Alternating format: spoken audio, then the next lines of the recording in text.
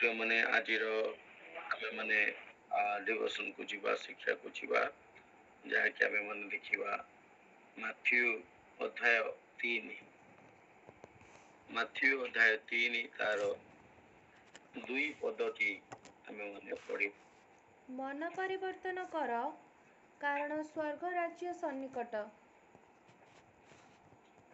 मन परिवर्तन कर कारण स्वर्ग राज्य सन्निकट। आज वाक्य आम पद प्रदीप आम पथ आलुओ हो आसु आमे माने प्रभु निकट निजक समर्पण करूँ वाक्य को नहीं प्रभु हमको साहाय्य करंतु वाक्य को बुझापी आम जीवन में ये वाक्य को कार्यकारी करने अनुग्रह करंतु आसु प्रार्थना थैंक यू हालेलुया सर्वशक्तिमान परमेश्वर तुम दया करो प्रभु अनुग्रह सर्वश्रेष्ठता से सर्व सामर्थ्य से सर्वश्रेष्ठता से सर्व सामर्थ्य से और गहराई से बातें कर मुझसे और पवित्र आत्मा से बातें कर और गहराई से बातें कर मुझसे और पवित्र आत्मा से बातें कर अनुग्रह करी परमेश्वर प्रार्थना कर प्रातः काल तो उपस्थित हमको कथा को निकटवर्ती साहाय्य तो उपस्थिति समस्त बाधा के विषय दूर कर आज वाक्य आम पाद प्रदीप हो पथ आलुओ हो आम न झुंटू मात्र मोरी गौरव करू करू तुम निकटवर्ती पार दया कर यीशु ख्रीष्ट नाम में समस्त प्रार्थना आमेन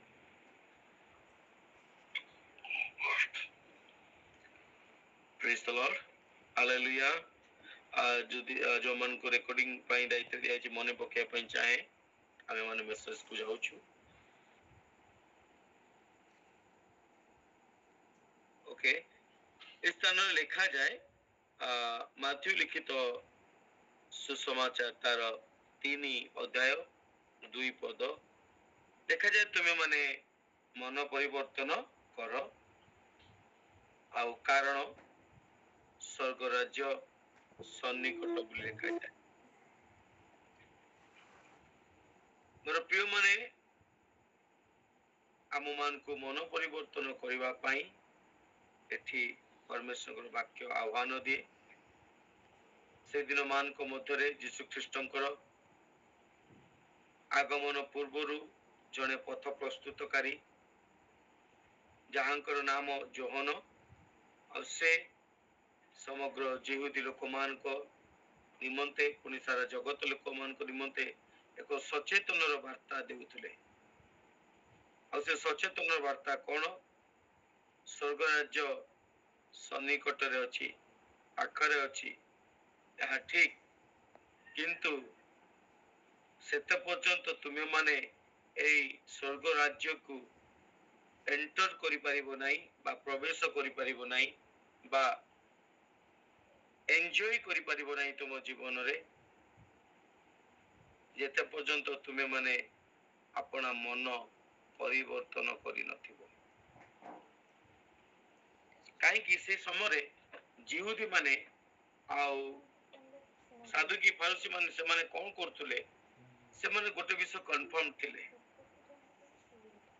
आमे माने अब्राहम कर संतान आमे माने इस्राएल रो गोष्ठी तो सेति पई किछि विषय आम पई प्रॉब्लम्स रो कारण नुए आमे किछि भी करिवु आम लाइफ किछि भी काटिबु आमे सब किछि करि परिबु हेले भी स्वर्ग आम पई थुआ आमे माने स्वर्ग रे एंटर करि परिबु जेमिति का आजि मध्य किछि लोक ए विषय को चिंता करि थांती कि किछि भी हे जाऊ प्रथमे तो विजातीय लोक माने भावंती मरी गला पर कोन गोटे रास्ता अछि और सेटा हला कोन स्वर्ग काइंडली जहार अनम्यूट अछि ताको म्यूट करंतु के एक्सपोर्ट सेविंग बार बार अनम्यूट करचुंती दया करी म्यूट रखंतु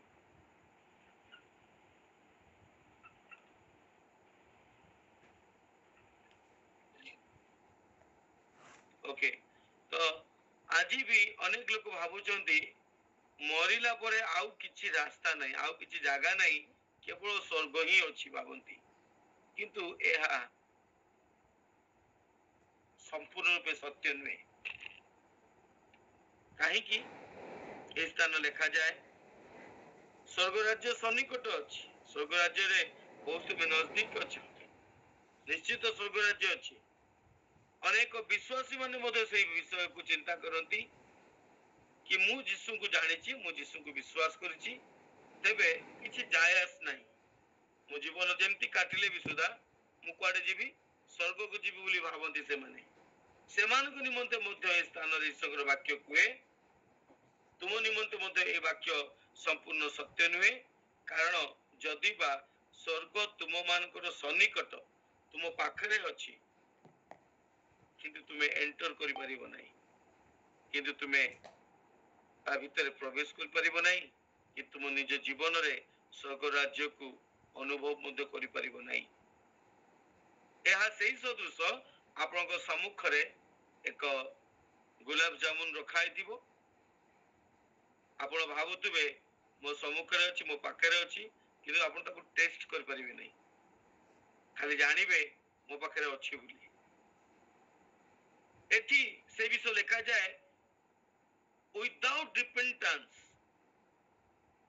अनुतापर बिना आमे माने केबे मध्य स्वर्ग राज्य देखि परिबा कोन लिखा जाए ओडिया रे पढंतु टिके मन परिवर्तन कर कारण स्वर्ग राज्य सन्निकट मन परिवर्तन कर कारण स्वर्ग राज्य सन्निकट कारण जदि मन परिवर्तन न करिवो ताहले किछि लाभ होबो नै स्वर्ग राज्य तो सन्निकट अछि किंतु तुमको एंटर करिया पई हेले से स्वर्ग राज्य को तुम जीवन रे अनुभव करिया पई हेले ताले तुमको प्रथम विषय मन परिवर्तन करिया पड़िबो आज प्रथम प्रश्न केते जण अनुताप करि अछंती एठी ओडिया रे मन परिवर्तन बोली लिखा जाए इंग्लिश रे रिपेंट बोली लिखा जाए और रिपेंट रो अर्थ मन परिवर्तन नुहे अनुताप करिबा किछि किछि सिमिलरिटी अछि मन परिवर्तन आ अनुताप भितरे किछि किछि सिमिलरिटी अछि किंतु अनुताप इज द बेस्ट वर्ड उत्तम पद है उत्तम शब्द है कोन अनुताप करिबा अनुताप कर कारण स्वर्ग राज्य सन्निकट तेबे केते जण आज प्रथम प्रश्न केते जण आमे माने अनुताप करियोछु काइंडली रेज योर हैंड आमे कहि परिबा मु मो हस्त उठाउची कि मु अनुताप करियोछि जो माने भाबुचंदी आमे माने अनुताप करियोछु ओके प्रेज द लॉर्ड जो माने उठेचंदी हाथ समान को धन्यवाद जो माने उठेई नाहंती सेमान को मध्य धन्यवाद कारण what is the meaning of repent आपण को दृष्टि रे अनुताप अर्थ कोन बोली भाबुचंती ता पूर्वरु कोन भाबुचंती ता पूर्वरु हमें जीवा कोन अनुताप नुहे कोन अनुताप अटे ए विषय को जानिबा पूर्वरु प्रथम विषय में जानिबा कोन अनुताप नुहे जहा कि हमें माने करि ताऊ किंतु ताहा अनुताप नुहे द फर्स्ट थिंग इज प्रथम विषय कोन it is not your sorry अनेक समय आमे माने कहि दउ ओहो सॉरी ভুল ହେଇଗଲା ସରି ଦୁଃଖିତ ଅନେକ ସମୟରେ ଆମେ ମାନେ କହିଦଉ ଆଉ ମାନେ ଭାବୁ ଆମେ ନିଜକୁ ସରି ଫିଲ୍ କରିବାଟା ଆମେ ମାନେ ଭାବିଥାଉ ଏଇଟା ଅନୁତାପ ବା ଆମେ ମାନେ ନିଜକୁ ଦୁଃଖିତ ଗୋଟେ ମିଷ୍ଟେକ୍ ଗୋଟେ ଭୁଲ କଲା ପରେ ଗୋଟେ ପାପ କଲା ପରେ ଗୋଟେ ଈଶ୍ୱରଙ୍କ ବିରୁଦ୍ଧରେ କାର୍ଯ୍ୟ କଲା ପରେ ଆମେ ଭାବିଥାଉ ଏଇଟା କରିବାର ନଥିଲା କରିଦେଲି ଆଉ ଯୋଉ ସରି ମନୋଭାବ ଆସେ এইটা অনুতাপ নুহে ଆଉ କଣ ଅନୁତାପ ନୁହେଁ ଯାହା ଆମ ଜୀବନରେ ଥାଏ ନମ୍ବର 2 ରିଗ୍ରେଟ କରିବା ଖେଦ ପ୍ରକାଶ କରିବା ଅନେକ ସମୟରେ ଆମେ ମାନେ ଭୁଲ କଲା ପରେ ଖେଦ ପ୍ରକାଶ କରିଥାଉ ଏମିତିକା ବିଷୟ ହେଇଗଲା ଏମିତିକା ବିଷୟ ହବା କଥା ନୁହେଁ ଆଉ ଏମିତିକା ବିଷୟ ହେଇଗଲା ଅନେକ ସମୟରେ ଆମେ ମାନେ ଖେଦ ପ୍ରକାଶ କରିଥାଉ କିନ୍ତୁ ଈଶ୍ୱରଙ୍କର ବାକ୍ୟ କୁହେ ଖେଦ ପ୍ରକାଶ କରିବା ତୁମର ଅନୁତାପ ନୁହେଁ number 3 it is not about your emotions ଏହା ତୁମର ଭାବ ବିହଳର ବିଷୟ ନୁହେଁ ଅନେକ ସମୟରେ ଆମେ ମାନେ ଭାବ ବିହଳ ହେଇଯାଉ ଯେତେବେଳେ ଭୁଲ କରିଦଉ ଯେତେବେଳେ ମନ୍ଦ କରିଦଉ ପ୍ରାର୍ଥନା କଲା ବେଳେ ତ ସ୍ପେଶିଆଲି ଆମେ ଅନେକ ସମୟରେ ଭାବ ବିହଳ ହେଇଯାଉ ଇମୋସନାଲ ହେଇଯାଉ ପ୍ରଭୁ ମତେ କ୍ଷମା କରିଦିଅ ଆଉ ଏ ବିଷୟଟା କରିବା କଥା ନୁହେଁ ମୁଁ କରିଦେଇଛି ଏଇଟା ଇମୋସନ ହେଇଯାଏ ଆଖିରେ ଲୁହ ପଳେଇ ଆସେ ଆମେ ଆମେ ଭାବ ବିହଳ ହେଇଯାଉ କିନ୍ତୁ ମୋର ପ୍ରିୟ ମାନେ ପରମେଶ୍ୱର କୁହନ୍ତି ଏହା ମଧ୍ୟ ଅନୁତାପ ନୁହେଁ ଆମେ ମାନେ ଦେଖୁଛନ୍ତି କଣ ଅନୁତାପ ନୁହେଁ କିନ୍ତୁ ଆମେ ମାନେ ଭାବୁଛନ୍ତି ମୁଁ ଅନୁତାପ କରୁଛି ପ୍ରକୃତରେ ଏହି ସକଳ ବିଷୟ ଅନୁତାପ ନୁହେଁ ଆପଣ ସରି ବୋଲି ଭାବିବା ଅନୁତାପ ନୁହେଁ ଆପଣ ରିଗ୍ରେଟ କରିବା ବା ଖେଦଯୁକ୍ତ ହେବା ମନ ଖେଦଯୁକ୍ତ କରିବା ଏହାରି ଅନୁତାପ ନୁହେଁ ଇମୋସନାଲି ଆପଣଙ୍କର ଇମୋସନ ହେଲା ଅନୁତାପ ନୁହେଁ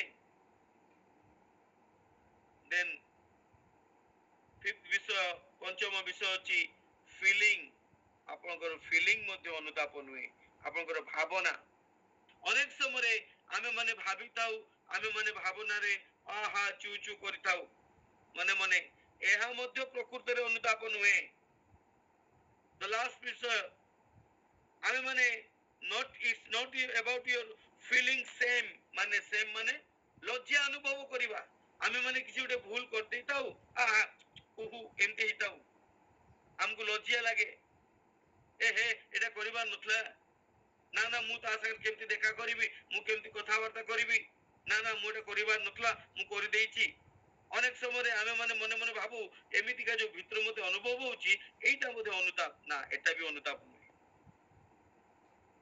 ମୋର ପ୍ରିୟ ମାନେ ଧ୍ୟାନ ଦେଇକି ଆଜିର ବିଷୟକୁ ଦେଖିବା ମାଥ୍ୟୁ 3 ଅଧ୍ୟାୟ ବହୁତ ଗୁରୁତ୍ୱପୂର୍ଣ୍ଣ ବିଷୟ ଲେଖାଯାଏ এইটা ଆପଣଙ୍କ ଜୀବନର ଫାଷ୍ଟ ଏଣ୍ଡ ଲାଷ୍ଟ ପଢାଅ ଏପଟ ସେପଟ ବିଷୟ ଅର୍ଥାତ ଯେପରି ଜିର୍ମିୟ କହିଲେ ଦେଖ ଆଜି ମୁଁ ତୁମ ସମ୍ମୁଖରେ ଦୁଇଟି ପଥ ରଖୁଅଛି ଜୀବନର ପଥ ଆଉ ମରଣର ପଥ you have to choose one ଗୋଟେ ବିଷୟକୁ ତୁମକୁ ମନୋନୀତ କରିବାକୁ ପଡିବ ଆଜି ଏ ମାଥ୍ୟୁ ଅଧ୍ୟାୟ 3 ଅଧ୍ୟାୟ ଆମକୁ ସେଇ ବିଷୟକୁ ଦେଖାଏ ଯଦି ଆମେ ମାନେ ବାଛିବା ଜୀବନକୁ ନଚେତ ବାଛିବା କାହାକୁ ମରଣକୁ ଯଦି ଆମେ ମାନେ ଅନୁତାପ କରିବା ତାହେଲେ ଆମେ ମାନେ ଜୀବନକୁ ବାଛିବା ଯଦି ଅନୁତାପ ନ କରିକି ରିଗ୍ରେଟ କରିବା ଯଦି ଅନୁତାପ ନ କରିକି ସରି ବୋଲି ଭାବିବା ଯଦି ଅନୁତାପ ନ କରିକି ଇମୋସନ ହେଇଯିବା ଯଦି ଇମୋସନାଲ ହେଇଯିବା ଯଦି ଅନୁତାପ କରିକି ନ କରିକି ଲଜ୍ଜା ଅନୁଭବ କରିବା ତାହେଲେ ଆମେ ମାନେ ମୃତ୍ୟୁକୁ ଯିବା ଅନେକ ଲୋକ ଆମେ ମାନେ ଭାବୁ এই সকল ବିଷୟ କଣ ଅଟେ ଅନୁତାପ ଅଟେ କିନ୍ତୁ ଏହା ଅନୁତାପ ନୁହେଁ ପ୍ରଥମ ବିଷୟ ଆମେ ଦେଖିଲେ କଣ ଅନୁତାପ ନୁହେଁ ଦ୍ୱିତୀୟ ବିଷୟ ଆମେ ମାନେ ଦେଖିବା what is the opposite of repentance ଅନୁତାପର ବିପରୀତ ବିଷୟ କଣ ତାହେଲେ ଆମେ ଜାଣିପାରିବା ଆମେ ପ୍ରକୃତରେ ଅନୁତାପରେ ଅଛନ୍ତି ନା ତାର ବିପରୀତରେ ଯାଉଛନ୍ତି କଣ ଅନୁତାପର ବିପରୀତ number 1 thing is hardened heart କଠିନ ହୃଦୟ ମୋର ପ୍ରିୟ ମାନେ କଣ ମୋର ହୃଦୟ କଠିନ ଅଛି କି ନିଜେ ନିଜେ ଆମକୁ ଜାଣିପାରିବା ଯଦି ମୋ ହୃଦୟ କଠିନ ଅଛି କଠିନ ମାନେ ବୁଝୁଛନ୍ତି ନା ନାହିଁ ସେ ହୃଦୟରେ ଆପଣ ଯେତେ ମଞ୍ଜି ବୁଣିବେ ଯେତେ ବିହନ ବୁଣିବେ କଣ ହବ? ପଡିବ ଆଉ ଛିଟକି ଆସିବ। ଆଉ ଯଦି କିଛି ବିଷ ପଡି ବି ଗଲା ଆଉ ଭାଗ୍ୟବଶତଃ କିଛି ଟିକେ ଗଜା ବି ହେଇଗଲା, ଯେତେବେଳେ ଖରା ଆସିବ କଣ ହେବ? ସେ ଜଳି ପଡିଯିବ, ତା ଚେର କଣ ହେଇଯିବ? ଜଳିଯିବ। କଠିନ ହୃଦୟ ସେଇ ହୃଦୟ ଯୋଉ ହୃଦୟ ଈଶ୍ୱରଙ୍କର ବାକ୍ୟ ଶୁଣିଲେ ଶୁଣୁ ଶୁଣୁ ଅନଶୁଣା କରେ, ଶୁଣିଲେ ବି ଭିତରେ ତାକୁ ଗ୍ରହଣ କରେ ନାହିଁ। କାଁ ଭାଁ କେତେବେଳେ ଯଦି ଇମୋସନାଲି ତାକୁ ଗ୍ରହଣ ବି କରିଦେଲା, ବେଳେ ବେଳେ ଆମେ ଇମୋସନାଲି ବାକ୍ୟକୁ ଓହୋ ଆଜିର ବାକ୍ୟଟା ବହୁତ ବଢିଆ ବିଷୟ ଥିଲା, ଆମେ ଇମୋସନାଲି କରିଦଉ। ଆଉ ଯେତେବେଳେ ଇମୋସନାଲି ରିସିଭ କରିଦଉ, ଯେତେବେଳେ ଖରା ଆସେ, ଯେତେବେଳେ ସୂର୍ଯ୍ୟ ଆସେ, ଯେତେବେଳେ ପରୀକ୍ଷା ଆସେ, ଯେତେବେଳେ କଷ୍ଟ ଆସେ, ଯେତେବେଳେ ସେଇ ବାକ୍ୟ ହେତୁ ଆମର ସ୍ୱାର୍ଥ ଉପରେ ଆଘାତ ଆସେ, ସେତେବେଳେ କୋଉଠି ନା କୋଉଠି ଆମ ଚେର ମରିଯାଏ, ଆମେ ଆଉ ବଢି ପାରିନଥାଉ। ସେଥିପାଇଁ ରିପେଣ୍ଟାନ୍ସର ଅନୁତାପର ବିପରୀତ ବିଷୟ କଣ? କଠୋର ହୃଦୟ। ଆମେ এই ମାପଦଣ୍ଡରେ ନିଜକୁ ମାପିବା। ମୁଁ ଯାହା କହୁଛି ମୋର ପ୍ରିୟ ମାନେ ଆମମାନେ ମାପିବା, ଆଜି ମୋ ହୃଦୟ କେମିତିକା ଅଛି? କଣ କଠୋର ଅଛି ନା ନରମ ଅଛି? ଏହା ରିପେଣ୍ଟାନ୍ସର ଅନୁତାପର ବିପରୀତ ବିଷୟ ଅଛି। ଆଉ କଣ ଅଟେ?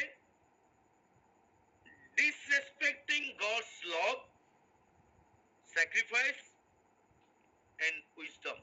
ଈଶ୍ୱରଙ୍କର ପ୍ରେମକୁ disrespect କରେ। disrespect ମାନେ କଣ? ଅସମ୍ମାନ କରେ। ଯୀଶୁ ଯେ ଆପଣଙ୍କ ପାଇଁ କାଲବରୀ କ୍ରୁଶରେ ମରିଛନ୍ତି, ଯୀଶୁ ଯେ ଆମ ପାଇଁ, ପିତା ଯେ ଆପଣ ଏକମାତ୍ର ପୁତ୍ରକୁ ଆମ ପାଇଁ କଣ କରୁଛନ୍ତି? ବଳିଦାନ ଦେଇଛନ୍ତି, ସାକ୍ରିଫାଇସ୍ କରିଛନ୍ତି।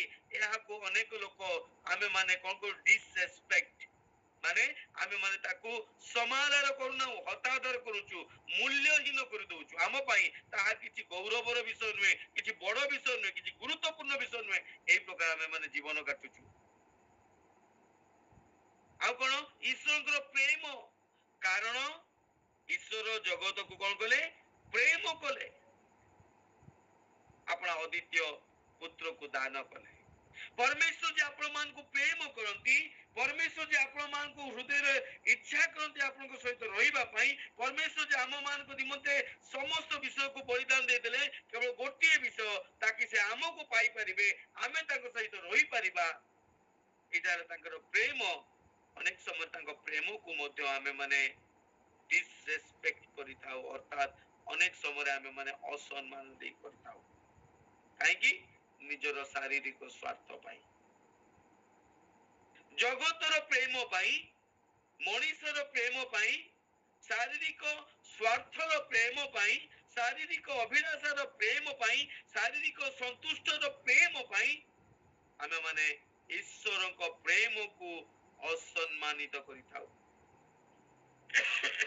ଆଉ କଣ? ପରମେଶ୍ୱରଙ୍କର ୱିଜଡମ୍, ପରମେଶ୍ୱରଙ୍କର ଜ୍ଞାନ,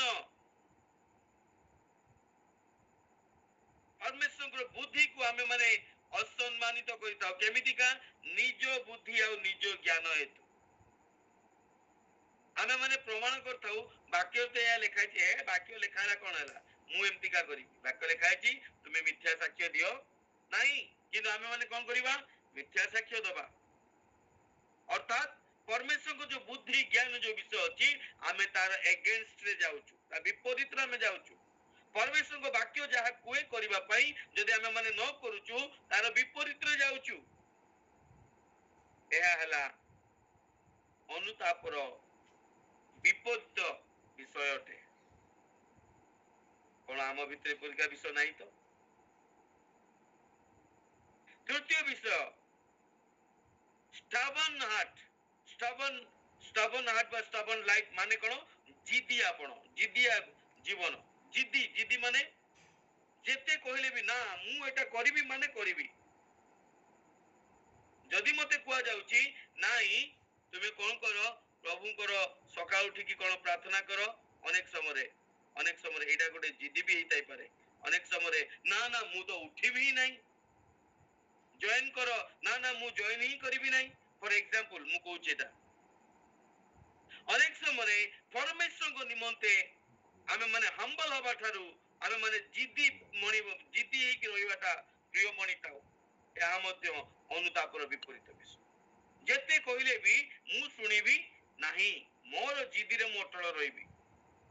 ଯଦି କୁହାଯାଇଛି ମଣ୍ଡଳୀ ଉପଯୁକ୍ତ ସମୟରେ ଆସନ୍ତୁ, 10ଟା ବେଳେ ଆସନ୍ତୁ, 11ଟା ନହେଲେ ମୁଁ 10ଟା ନହେଲେ ମୁଁ ଘରୁ ହିଁ ବାହାରିବିନି। ଜିଦି ନିଜର ଥଟ୍ସରେ, ନିଜର ଚିନ୍ତାଧାରାରେ ଅଡି ବସିବା ହେଲା କଣ? ଜିଦି। ମୋର ପ୍ରିୟ ମାନେ, ଏହା ଅନୁତାପର ବିପରୀତ ଆଡକୁ ଆପଣ ମାନଙ୍କୁ ନଉଛି। ଚତୁର୍ଥ ବିଷୟ, ଡିସଅନର ଟୁ ଗଡ। ପରମେଶ୍ୱରଙ୍କୁ କଣ କରିବା ନାହିଁ? ସମାଦର ନ କରିବା ହେଲା, ପରମେଶ୍ୱରଙ୍କୁ ଗୌରବ ନ ଦେବା ହେଲା କଣ ଅଟେ? ଅନୁତାପର ବିପରୀତ ଅଟେ। ତେବେ ମୋର ପ୍ରିୟ ମାନେ, ଆମେ ଜାଣିଲେ କଣ ଅନୁତାପ ନୁହେଁ, କଣ କରିବାଟା ଅନୁତାପ ନୁହେଁ। ଯଦି ବି ଆମେ ଆଜି ପର୍ଯ୍ୟନ୍ତ ଶେଷ ବିଷୟ କରୁଛୁ କିନ୍ତୁ ତାହା ଅନୁତାପ ନୁହେଁ, ତାହା ହେଲା କଣ? ସରି ମନୋଭାବ, ଖେଦିତ ମନୋଭାବ, ଭାବ ବିହଳ ହେଇଯିବା, ଚେଷ୍ଟା କରିବା, effort is also not your repentance. Effort କରିବା ବା ଚେଷ୍ଟା କରିବା, ମୁଁ ଅନେକ ସମୟ ଆମେ କହୁନା ମୁଁ ଭଲ ହବା ପାଇଁ ଚେଷ୍ଟା କରୁଛି। ଯୀଶୁ କହିଥାନ୍ତେ ମୁଁ କାଲବରୀ କ୍ରୁଶରେ ମରିବା ପାଇଁ କଣ କରୁଛି? ଚେଷ୍ଟା କରୁଛି। କେତେ ଦିନ ଲାଗିଥାନ୍ତା? ଯୀଶୁ କହିଥାନ୍ତେ ମୁଁ ତୁମର ପାପକୁ କ୍ଷମା କରିବା ପାଇଁ କଣ କରୁଛି? ଚେଷ୍ଟା କରୁଛି। ଯୀଶୁ କହିଥାନ୍ତେ ମୁଁ ତୁମକୁ ସୁସ୍ଥ କରିବା ପାଇଁ କଣ କରୁଛି? ଚେଷ୍ଟା କରୁଛି। ମୋର ପ୍ରିୟ ମାନେ, ଆଜି ପର୍ଯ୍ୟନ୍ତ ହେଇନଥାନ୍ତେ, ତା କଣ୍ଟିନ୍ୟୁ ହେଇଥାନ୍ତା। କାହିଁକି? ଚେଷ୍ଟା ଚାଲିଛି।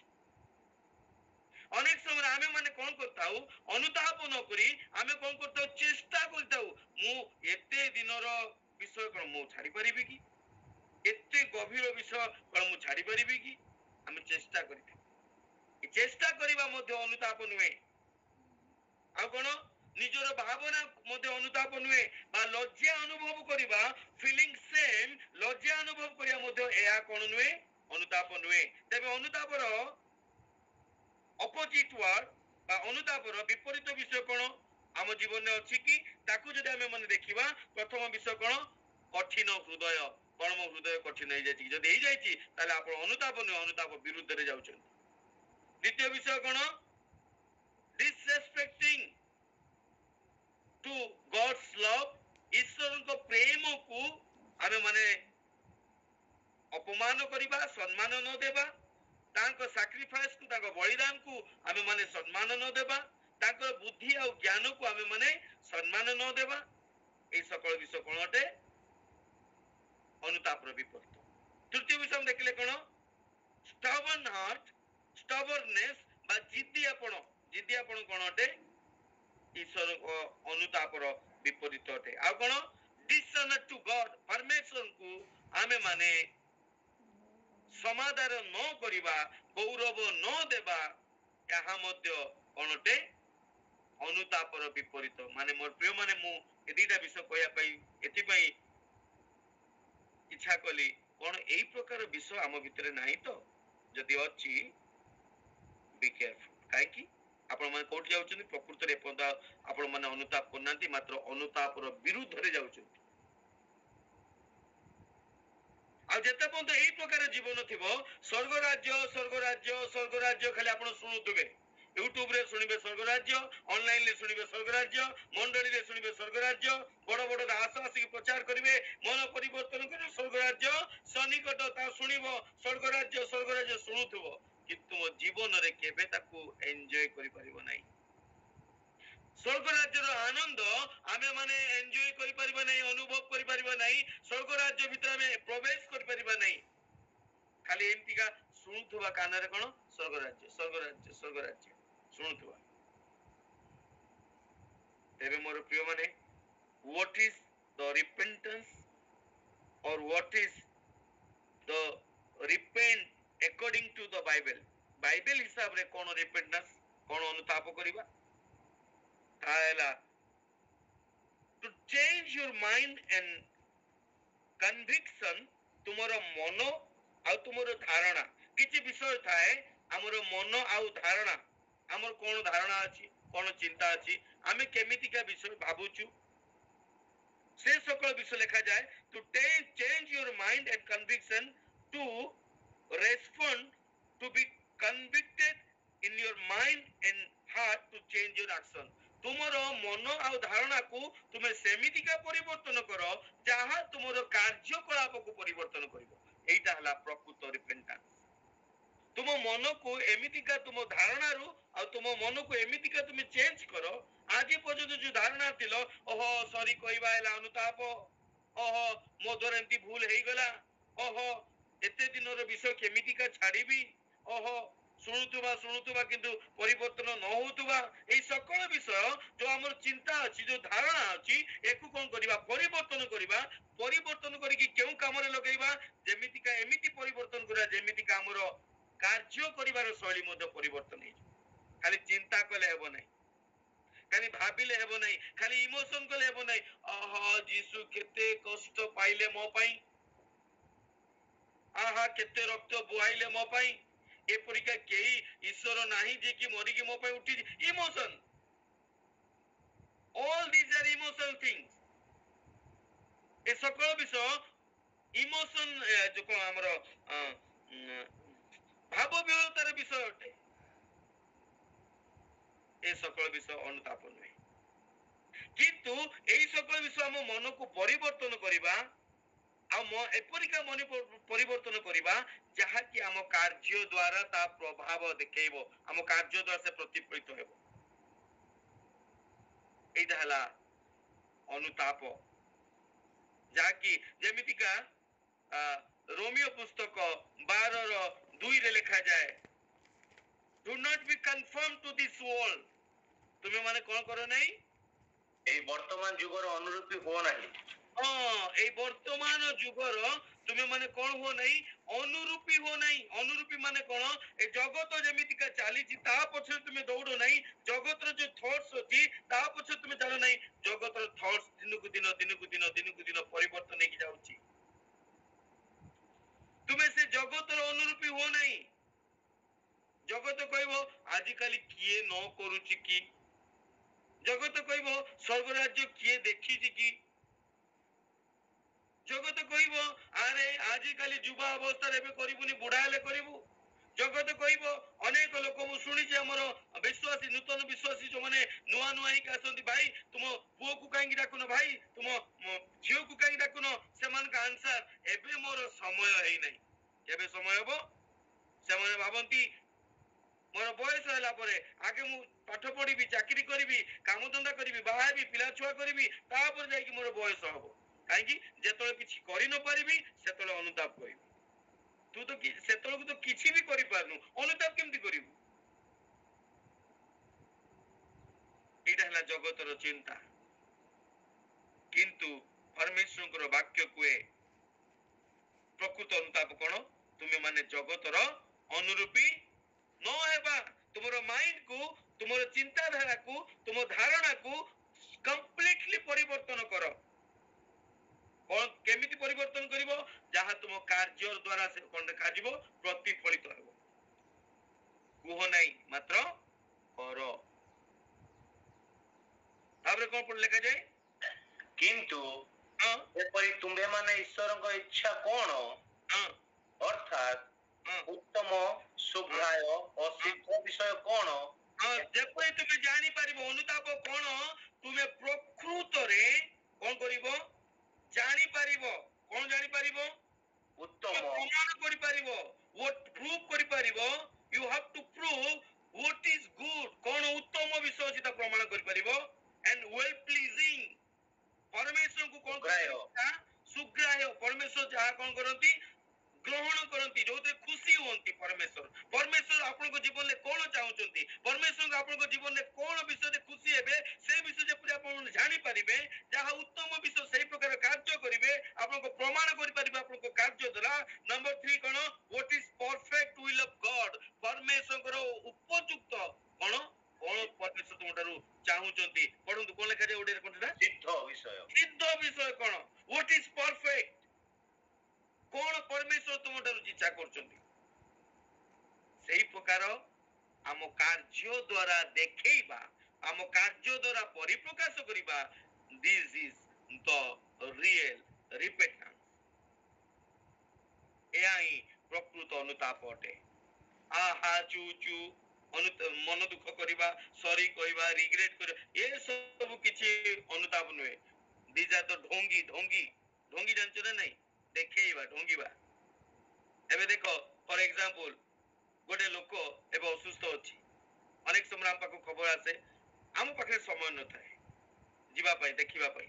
ଅନେକ ସମୟରେ ଆମେ ମାନେ ବଚସା ବି କରିଥାଉ, ମନା କରୁଛି ୟାର, ସେବେଠାରୁ ମନା କରୁଛି, ମଦ ପିଲା ପିଲା ପିଇକି ଲିଭର ସରିଛି, ମରିବ ତ ଆଉ କିଏ ମରିବ? ମନା କରୁଛି ଏମିତିକା କର ନା, ନ କରିବା ଦ୍ୱାରା ସେ ହସ୍ପିଟାଲରେ ପଡୁଛି, ଆଉ କିଏ ପଡିବ? ମନା କରୁଛି ଏମିତି କର। ଅନେକ ସମୟରେ ଆମେ ତାଙ୍କ ବିରୁଦ୍ଧରେ ବଚସା ବି କରୁ, କିନ୍ତୁ ଯେତେବେଳେ ଖବର ପାଇବା କଣ ସେ ମରି ଗଲା, କଣ କରିବା? 180 ସ୍ପିଡରେ ପୁରା ଯିବା ଉଡିକି, ଆଉ ଉଡିକି ଯାଇକି କେମିତି ପହଞ୍ଚିବା? ଅଧା କିଲୋମିଟର ଦୂରରୁ କଣ କରିବା? ତଳେ ପଡି ପଡିକା ଯିବା, ଛାତିକୁ ପିଟି ପିଟିକା ଯିବା, କାନ୍ଦି କାନ୍ଦିକା ଯିବା।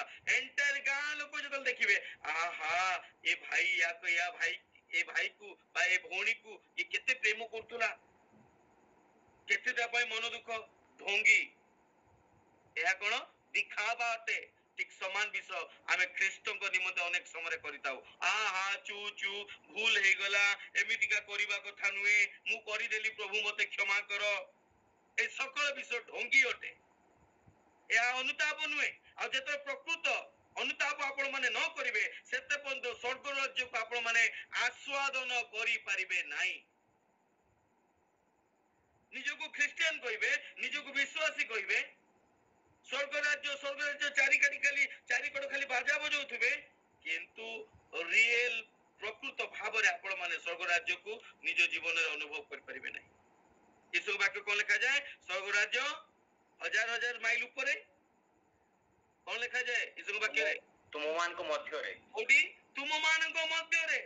ସ୍ୱର୍ଗ ରାଜ୍ୟ ତୁମମାନଙ୍କ ମଧ୍ୟରେ ଅଛି, କିନ୍ତୁ ତୁମେ ନିଜେ ଏନ୍ଜୟ କରିପାରୁନ, ତୁମେ ଅନୁଭବ କରିପାରୁନ। ତୁମେ ମାନେ କହୁଛ କିଏ ଦେଖିଛି ମଲା ପରେ ସ୍ୱର୍ଗକୁ ଯିବୁ କି କୁଆଡେ ଯିବୁ? ମାଇ ଗୁଡନେସ୍, ସ୍ୱର୍ଗ ରାଜ୍ୟ ଅଲରେଡି ତୁମ ଭିତରେ ଅଛି, କିନ୍ତୁ ତୁମେ ଅନୁଭବ କରିପାରୁନ। କାହିଁକି ଅନୁଭବ କରିନ? ଯେତେ ପର୍ଯ୍ୟନ୍ତ ପ୍ରକୃତ ରୂପେ ତୁମେ ଅନୁତାପ ନ କରିବ, ସେତେ ପର୍ଯ୍ୟନ୍ତ ତୁମେ କରିପାରିବନି।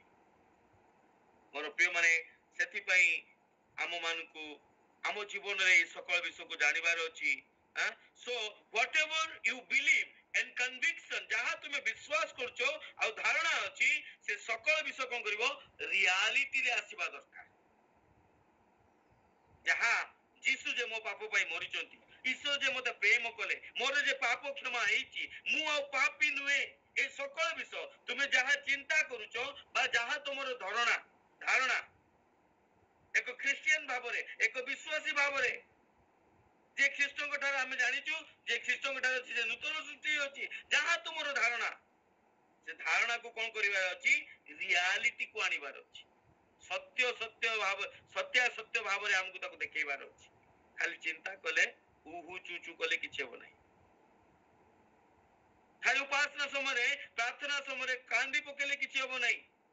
ଏମିତିକା ଘର ସାରା, ଘରେ ଆମେ ରହିଲେ ପ୍ରାର୍ଥନା କରତେ ଆମକୁ ସମୟ ହବନି, କିନ୍ତୁ ଯୋଉଠି 10 ଜଣ ଥିବେ, 25 ଜଣ ଥିବେ, ଆମକୁ କୁହାଯିବ ଟିକେ ପ୍ରାର୍ଥନା କର।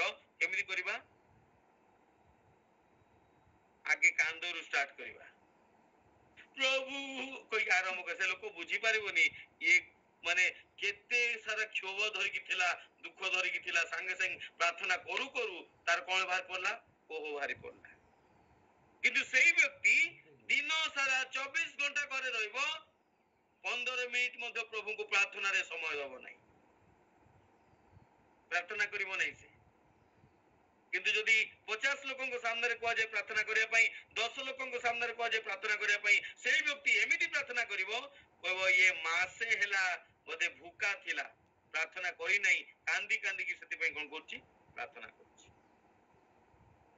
ମୋର ପ୍ରିୟ ମାନେ, ଏ ସକଳ ବିଷୟ ଦିଖାବା ଅଟେ। এই ସମସ୍ତ ବିଷୟରୁ ଆମ ମାନଙ୍କୁ ଆଉ ଗୋଟେ ସ୍ତର ଉପରକୁ ଯିବାର ଅଛି। ଏ ସକଳ ବିଷୟ ଆମ ଜୀବନରେ ରିଏଲ ହବାର ଅଛି, ପ୍ରକୃତ ବିଷୟ ରିଆଲିଟିକୁ ଦେଖେଇବାର ଅଛି। କାର୍ଯ୍ୟ ଦ୍ୱାରା ଆମେ ତାକୁ ଦେଖେଇବାର ଆବଶ୍ୟକତା ଅଛି। ସେଥିପାଇଁ ମାଥ୍ୟୁ ଲିଖିତ ସୁସମାଚାର ମୁଁ ଟିକେ ଚୁମ୍ବକ ଭାବରେ ଯାଉଛି। 8 ପଦ ଦେଖିବା। 8 ପଦରେ କଣ ଲେଖାଯାଏ? ଏଣୁ ମନ ପରିବର୍ତ୍ତନର ଉପଯୁକ୍ତ ଫଳ ଉତ୍ପନ୍ନ କର। ହଁ, ଯଦି ପ୍ରକୃତ ତୁମେ ମନ ପରିବର୍ତ୍ତନ କରିଛ, ତୁମେ ମାନେ କଣ କର? ଉପଯୁକ୍ତ ମନ ପରିବର୍ତ୍ତନର ଫଳ, the fruits of real repentance, worthy repentance, ଯୋଉଟା ପ୍ରକୃତ ଅନୁତାପ, ତାର ଫଳ ଆପଣଙ୍କ ଜୀବନରେ ଦେଖେଇବାର ଆବଶ୍ୟକତା। ଫଳ ବିଷୟରେ ବହୁତ ସାରା ବାଇବେଲରେ ଅଛି, ଆମେ ମାନେ ଜାଣିଛେ। ସେ ଡିବିରି ଗଛ ଦେଖଉଥିଲା କଣ? ହରା ଭରା ହେଇକି। କେତେ ସୁନ୍ଦର ଗୀତ, କେତେ ସୁନ୍ଦର ଉପାସନା ଆଜି ଆମେ ବି ଦେଖଉଛୁ। କେତେ ସୁନ୍ଦର ବାକ୍ୟ କହିବା ଆମେ ଆଜି ଦେଖଉଛୁ, କିନ୍ତୁ କଣ ଫଳ ଅଛି କି? ଯୀଶୁ ପାଇଲେ କି ଫଳ? ଖୋଜିଲେ, ପାଇଲେ ନାହିଁ। ମୋର ପ୍ରିୟ ମାନେ, ଆଜି ଆମ ଜୀବନରେ କଣ ଫଳ ଅଛି କି? ଆଉ କି ପ୍ରକାର ଫଳ? ପ୍ରକୃତ ରିପେଣ୍ଟାନ୍ସ, ପ୍ରକୃତ ଅନୁତାପର ଫଳ ଅଛି।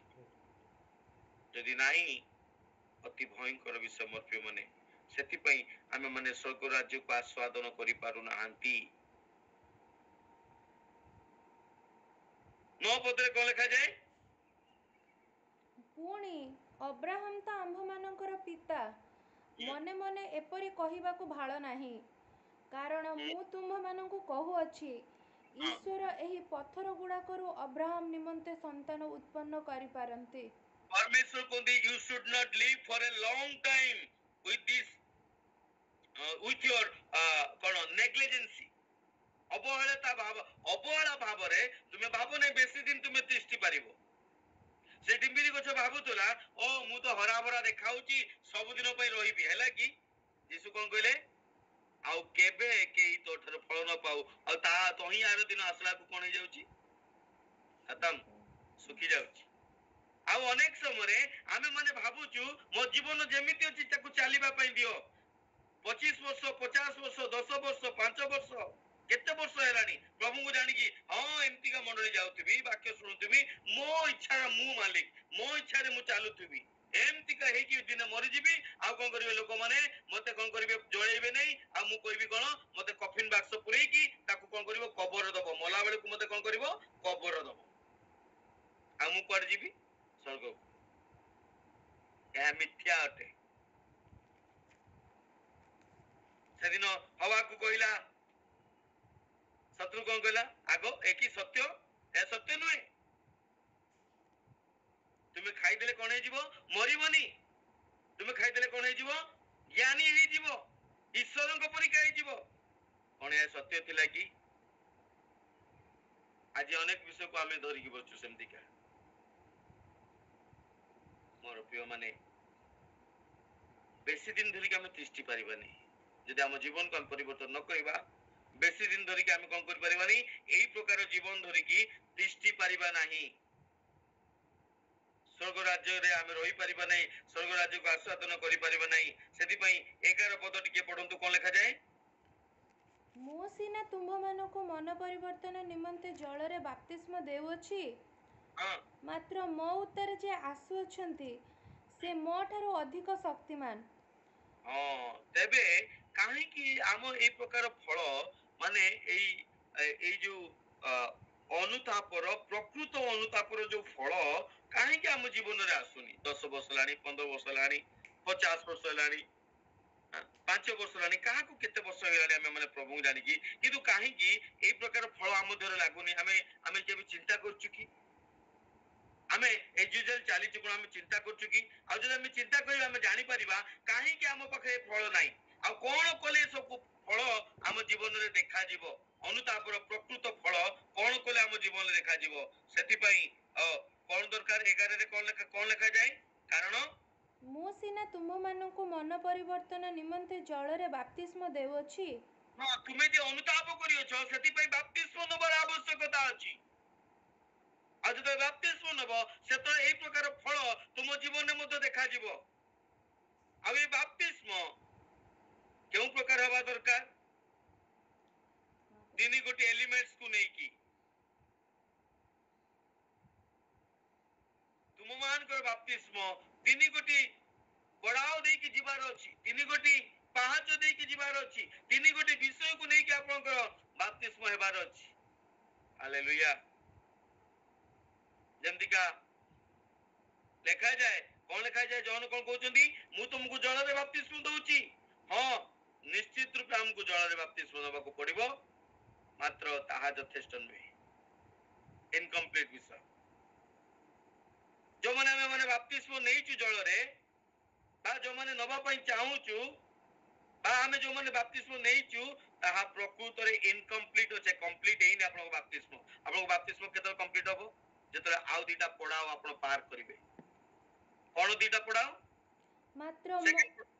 ମାତ୍ର ମୋ ଉତ୍ତରେ ଯେ ଆସୁଅଛନ୍ତି କୋଉଟାରେ ଆସୁଛନ୍ତି ସେ ମୋ ଠାରୁ ଅଧିକ ଶକ୍ତିମାନ ହଁ ତାହାଙ୍କ ପାଦୁକା ବହନ କରିବା ପାଇଁ ମୁଁ ଯୋଗ୍ୟ ନୁହେଁ ସେ ତୁମ୍ଭମାନଙ୍କୁ ପବିତ୍ର ଆତ୍ମା ଓ ଅଗ୍ନିରେ ବାପ୍ତିସ୍ମ ଦେବେ ଦିଟା ବାପ୍ତିସ୍ମର ଆବଶ୍ୟକତା ଅଛି ଜହନ ପ୍ରକାଶ କରୁଛନ୍ତି କଣ ଆଉ ଦିଟା ବାପ୍ତିସ୍ମର ଆବଶ୍ୟକତା ଅଛି ଖାଲି ଜଳରେ ବାପ୍ତିସ୍ମ ନେଇକି ପାନ ଚୁବେଇଲେ ହେବ ନାହିଁ ଜଳରେ ବାପ୍ତିସ୍ମ ନେଇକି ଯେମିତିକା ଜୀବନ ଥିଲା ସେମିତି ଗଲେ ହେବ ନାହିଁ ବାପ୍ତିସ୍ମ ତୁମର କମ୍ପ୍ଲିଟ ହବ ଅନେକ ସମୟ ଆମେ ମାନେ ଭାବିଥାଉ ଜଳରେ ବାପ୍ତିସ୍ମ ନେଇଗଲି ଦ୍ୟାଟ୍ ଇଜ ଏନଫ୍ ମୋ ପାଖେ ସାର୍ଟିଫିକେଟ ପାଇଗଲେ ଗଲା ଯଥେଷ୍ଟ ତାହା ବାପ୍ତିସ୍ମ ନୁହେଁ ବାପ୍ତିସ୍ମ ଆପଣଙ୍କର କରିଛନ୍ତି ହେଇଛି ସତ କିନ୍ତୁ କମ୍ପ୍ଲିଟ ହେଇନାହିଁ ଆଉ ଖାଣ୍ଡିଆ ବିଷୟକୁ କେହି ଗ୍ରହଣ କରନ୍ତି ନାହିଁ ଆପଣଙ୍କ ବାପ୍ତିସ୍ମ ସେତେବେଳେ କମ୍ପ୍ଲିଟ ହବ ଯେତେବେଳେ ଜଳ ଉପରେ କଣ ଆସିବ ପବିତ୍ର ଆତ୍ମା ପରେ କଣ ଆସିବ ଅଗ୍ନି ଆମର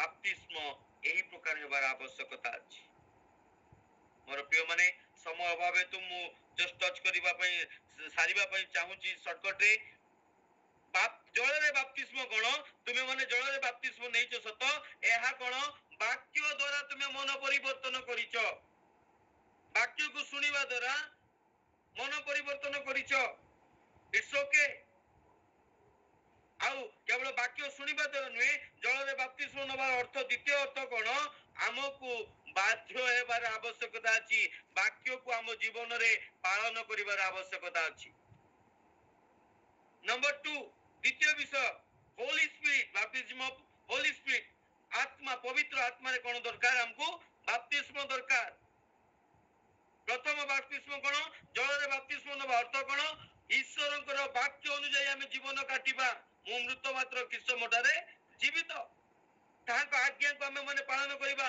ଆମ ପ୍ରତ୍ୟେକ ଦିନ ଜୀବନରେ ତାଙ୍କ ଆଜ୍ଞାକୁ ପାଳନ କରିବା ଦ୍ୱିତୀୟ ବିଷୟ କଣ ଆମେ ମାନେ ପବିତ୍ର ଆତ୍ମାରେ ପୂର୍ଣ୍ଣ ହେବା କଣ ପବିତ୍ର ଆତ୍ମାରେ ପୂର୍ଣ୍ଣ ହେବା ପବିତ୍ର ଆତ୍ମା ଆପଣଙ୍କୁ ପବିତ୍ର ଆତ୍ମାର ଫଳ ଆପଣଙ୍କ ଜୀବନରେ ଦେଖାଯିବା ଦରକାର ଆଉ କେତେବେଳେ ଫଳ ଦେଖାଯିବ ଆମେ ମାନେ ତ ଦୁର୍ବଳ ମାତ୍ର ପବିତ୍ର ଆତ୍ମା ଆମକୁ କଣ କରିବେ ବଳବାନ କରିବେ ଆମକୁ ରାସ୍ତା ଦେଖେଇବେ ଆମକୁ ଗାଇଡ କରିବେ ସେ ଆମର ହେଲ୍ପର ଯେତେବେଳେ ଆପଣ ସମସ୍ୟା ଦେଇକି ଯାଉଛନ୍ତି ଆପଣ ଜାଣିନାହାନ୍ତି ମତେ କଣ କରିବାର ଅଛି ଯେତେବେଳେ ଆପଣଙ୍କ ସମ୍ମୁଖରେ ପ୍ରଲୋଭନ ଅଛି ଆପଣ ତାପରେ ବିଜୟ ପାଇବା ପାଇଁ କଣ୍ଟ୍ରୋଲ କରିବା ପାଇଁ ଆପଣଙ୍କ ପାଖରେ ଅଧିକାର ନାହିଁ କିନ୍ତୁ ଯଦି ପବିତ୍ର ଆତ୍ମାରେ ଆପଣ ପୂର୍ଣ୍ଣ ହେବେ ତାହେଲେ ପବିତ୍ର ଆତ୍ମା ଆପଣଙ୍କୁ କଣ କରିବ ସାହାଯ୍ୟ କରିବ ଗାଇଡ କରିବ ବଳ ଦେବ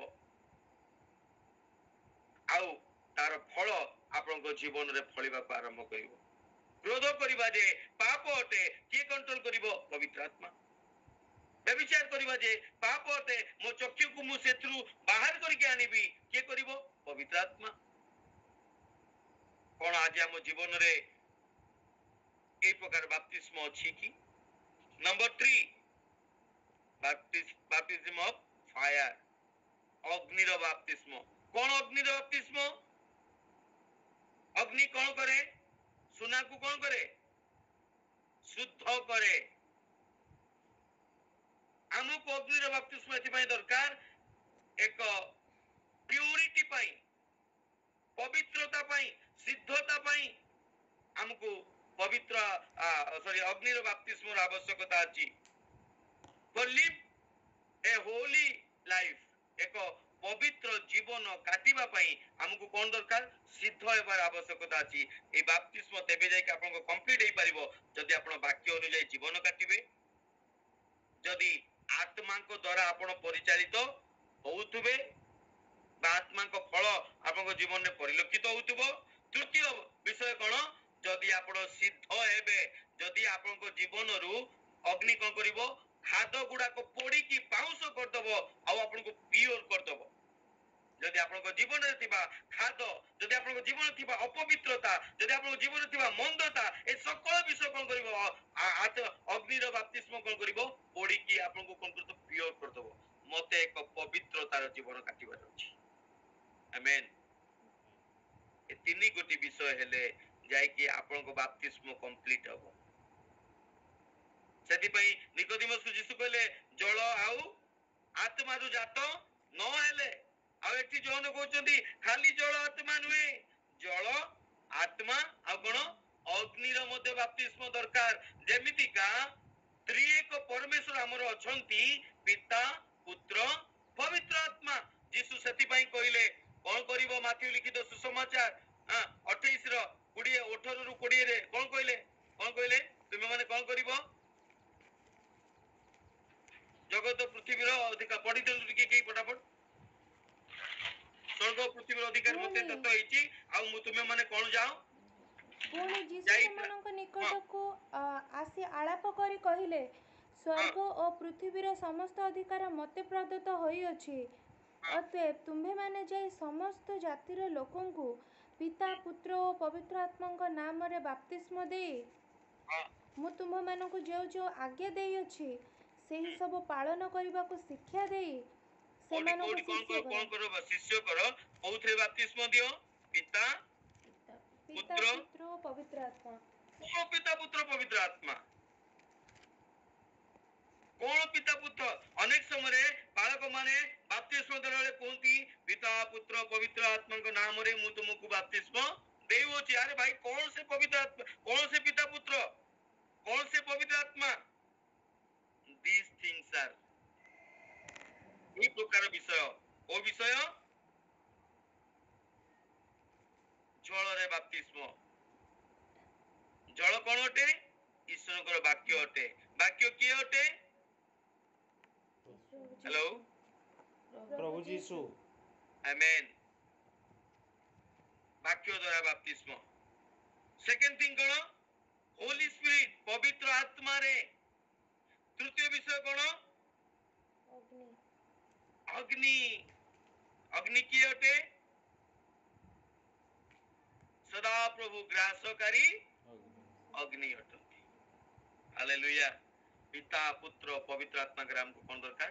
ବାପ୍ତିସ୍ମ ଦରକାର। ତେବେ ମୋର ପ୍ରିୟ ମାନେ, এই ତିନି ଗୋଟି ବାପ୍ତିସ୍ମ ନ ନେଲେ ଆମେ ମାନେ କୌଣସି ପ୍ରକାର ପ୍ରକୃତ ଅନୁତାପର ଫଳ ଆମେ ମାନେ ଫଳି ପାରିବା ନାହିଁ। ସେଥିପାଇଁ এই ତିନି ଗୋଟି ବାପ୍ତିସ୍ମର ଆବଶ୍ୟକତା ଆମ ଜୀବନରେ ଅଛି। କଣ ଆମେ এই ପ୍ରକାର ବାପ୍ତିସ୍ମ ନେଇଛନ୍ତି କି? କଣ এই ପ୍ରକାର ଜୀବନ ଆମର ଅଛି କି? କଣ ମୁଁ ବାକ୍ୟ ଦ୍ୱାରା ପରିଚାଳିତ ହେଉଛି? ବାକ୍ୟକୁ ମାନୁଛି କି? ଓବିଡିଏଣ୍ଟ ବା ବାଧ୍ୟତା ଜୀବନ କାଟୁଛି କି? କଣ ମୁଁ ଆତ୍ମାଙ୍କର ଫଳ ମୋ ଜୀବନରେ ପରିଲକ୍ଷିତ କରୁଛି କି? ମୋ ଆକ୍ସନ ଦ୍ୱାରା, ମୋ କାର୍ଯ୍ୟ ଦ୍ୱାରା। ଆମେ ଅନୁତାପର ବିଷୟ କଣ ଦେଖିଲେ? ତୁମର ଚିନ୍ତା, ତୁମର ଭାବନା, সকল ବିଷୟ ମିଶିକି କଣ କରିବ? ତୁମ କାର୍ଯ୍ୟ ଦ୍ୱାରା ତା ରିଫ୍ଲେକ୍ଟ କରିବ, ପରିପ୍ରକାଶ କରିବ। ତୃତୀୟ ବିଷୟ କଣ ଦରକାର? live like holy। କାହିଁକି? ପବିତ୍ରତା ବିନୁ କେହି ଈଶ୍ୱରଙ୍କର ଦର୍ଶନ କରିପାରିବ ନାହିଁ। ଯେପରି ତୁମର ପିତା ପବିତ୍ର, ତୁମେ ମାନେ ମଧ୍ୟ ସେହି ପ୍ରକାର ପବିତ୍ର ହୁଅ। ତେବେ ମୋର ପ୍ରିୟ ମାନେ, ଆସୁ ଆଜିର ବାକ୍ୟ ଏହି ସ୍ଥାନରେ ଆମେ ମାନେ ରଖିବା। এই ତିନି ଗୋଟି ବିଷୟ ଆଜି ପାଇଁ ଆମ ପାଇଁ ଶିକ୍ଷା। ମତେ ଆମକୁ ଅନୁତାପ କରିବାର ଆବଶ୍ୟକତା ଅଛି, ଆଉ ଅନୁତାପର ପ୍ରକୃତ ଫଳ ଫଳିବାର ଆବଶ୍ୟକତା ଅଛି। ଆଉ କେମିତିକା ଅନୁତାପର ଫଳ କେମିତିକା ଆମେ ଫଳି ପାରିବା, ବା ମୁଁ ପ୍ରକୃତ ଅନୁତାପ କରୁଛି ବୋଲି କେମିତିକା ଆମେ ପ୍ରମାଣ କରିପାରିବା? ତିନିଟା ବିଷୟ କଣ? ଆମର ବାପ୍ତିସ୍ମକୁ ଦ୍ୱାରା ଆମେ ମାନେ ପରିପ୍ରକାଶ କରିପାରିବା। ଆଉ କେଉଁ ପ୍ରକାର ବାପ୍ତିସ୍ମ? ଜଳରେ, ଅର୍ଥାତ ବାକ୍ୟକୁ ପାଳନ କରିବା ଦ୍ୱାରା। ଦ୍ୱିତୀୟ ବିଷୟ ଆତ୍ମାଙ୍କ ଫଳ ବା ଆମର କାର୍ଯ୍ୟକଳାପ ଦ୍ୱାରା ପରିପ୍ରକାଶ କରିପାରିବା। ତୃତୀୟ ବିଷୟ କଣ? ଏକ ସିଦ୍ଧ ଆଉ ପବିତ୍ର ଜୀବନ କାଟିବା ଦ୍ୱାରା। ଆମେନ୍। ତେବେ ମୋର ପ୍ରିୟ ମାନେ, ତିନି ଗୋଟି କନକ୍ଲୁଜନରେ ଆମେ ମାନେ ପହଞ୍ଚୁଛୁ এই ମାଥିଉ ଲିଖିତ ସୁସମାଚାର